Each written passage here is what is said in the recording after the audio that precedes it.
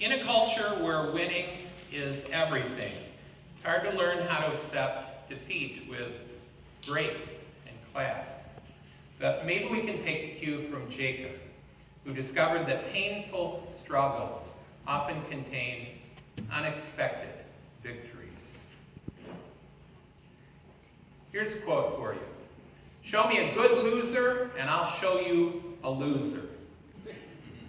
It's a quote by Red Auerbach. You may remember him. He was coach of the Boston Celtics in the 50s and the 60s. And yet it still, I think, reflects an attitude today that holds that anything less than being the top dog is worthless. That's right, worthless. As worthless as a wicker bedpan, as Drew Carey said. Think about that one. Useless as a chocolate teapot, as the Brits say. It's useless as a camera without film, a bike without wheels, a bucket without a bottom, a brush for a bald guy, a screen on a submarine. It's useless. Vince Lombardi, the NFL's all-time winningest coach, said, "If you can accept losing, you can't win." A Nike ad that ran during the 1996 Summer Olympics dumped all over second-place winners when it proclaimed, "You don't win silver, you lose gold." Well, it's a good thing our biblical ancestor Jacob didn't have that attitude. When he suddenly found himself in an all-night wrestling match, if you look at the text, it says his opponent was a man. But when this nocturnal brawl ended, Jacob said he had seen God face to face. Whomever Jacob struggled with, Jacob thought he had gone 15 rounds with God himself. Certainly in a contest between a mortal and an immortal, God is going to be the heavyweight favorite. But in this night-long struggle, we find no sense that God would wipe up the ground with Jacob at any given moment. Rather, God seems to, for whatever reason, limit his power so that the fight is a fair one, and Jacob holds his own. He isn't whipping the Almighty, but he's not embarrassing himself either. And as dawn breaks, this mysterious adversary knocks Jacob's hip out of joint and insists that Jacob let him go. But Jacob refuses, even in pain, unless this God-man will bless him. And instead, this antagonist gives Jacob a new name, Israel, which means the one who strives with God. Pretty cool name. But here's the thing, that's not what Jacob wanted. Jacob wanted to understand the mystery of heaven and earth, but the stranger would not give in. The opponent blesses Jacob, but will not give Jacob all that he seeks. Some things have changed, but others will remain as unsettled as they were before the match began. And as the sun comes up, the stranger disappears, and Jacob limps away with less than he sought from the all-night battle. He survived seeing God face to face and received this blessing, but didn't get God's name. Still, Jacob does not head for the locker room to sulk. Jacob is sore, literally, but he's not a sore loser. For he has received more than he ever expected. He is no longer merely Jacob. You remember the story of Jacob. He was the deceiver who got the birthright of his brother. He was one of these unsavory characters, one of these unlikely heroes in the Old Testament. He was no longer Jacob the deceiver, but he was Israel, the one who had strived or wrestled with God. Now, while on a literal level the story is strange to us, it is not that difficult, I don't think, to relate to when we plug it into our own experiences. How many of us have had sleepless nights, struggling with our own conscience, or trying to justify ourselves for some hurt we inflicted intentionally or otherwise? How many of us have suspected God was calling us to do something we weren't keen on and found sleep difficult while we try to rationalize the whole business away?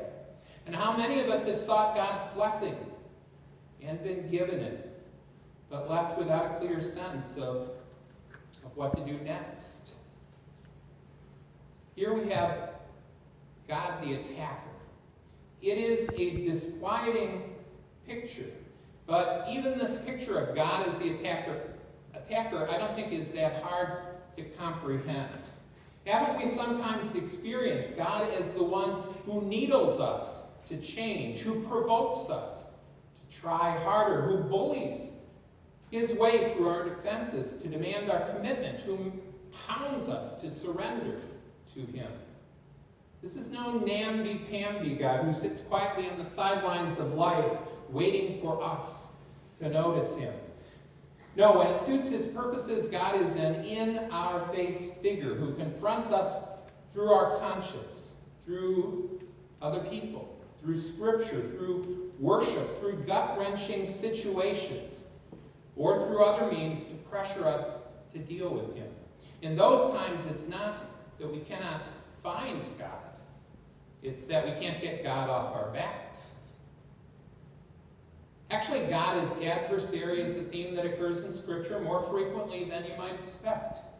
Consider these examples. There's a story about Moses. Moses, the great superhero. In Exodus 4, it says that Moses was heading to Egypt at God's command to lead the people of Israel out of slavery. He was going to Egypt. He was doing what God had just told him to do. And yet it says, strangely in the text, the Lord met Moses and tried to kill him.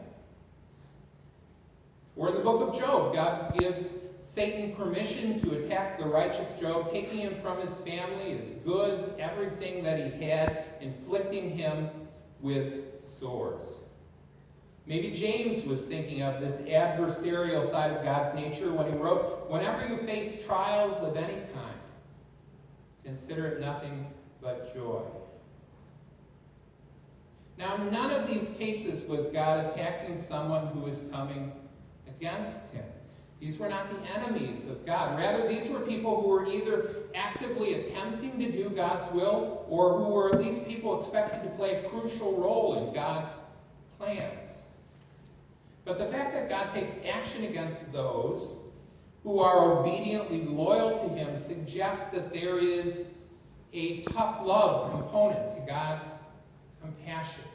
Perhaps one aspect of God's love is like that of a parent who puts obstacles in the way of an obedient child to make the child learn the hard but necessary lessons that enable growth toward maturity. Or as the writer of Proverbs puts it, "For the Lord reproves the one that he loves." There's another sports story of Vince Lombardi and the Green Bay Packers. Some sports writers had noticed that it seemed that Lombardi was always picking on one of his players, always criticizing one player in particular. And this pastor in Green Bay asked one of his parishioners, who happened to be a Green Bay Packer, about this. And the player parishioner said, "Definitely. He is Coach Lombardi's favorite." Jacob's glory in this dusk-to-dawn duel is not that he went looking for trouble, but rather that when it found him, when he was faced with the toughest of foes possible, he stayed with the struggle until he received his blessing. And that's where I think our glory comes in too. When God pressures us with guilt or doubts or tweaks our comfort with an unwanted challenge, we always have the option to deny the reality of the experience, to attribute it to crazy thoughts or an overactive imagination or just an undigested sandwich. Better than denial, however, is to go on the mat with God, to stay in the struggle until we have wrung from our divine adversary, our divine lover, the blessing that he wanted us to have all along. One missionary describes his calling to ministry. He had been feeling a quiet tug of God for quite some time, but he wasn't interested. Then he says, God started to shout at me. It seemed that he could hardly get through a day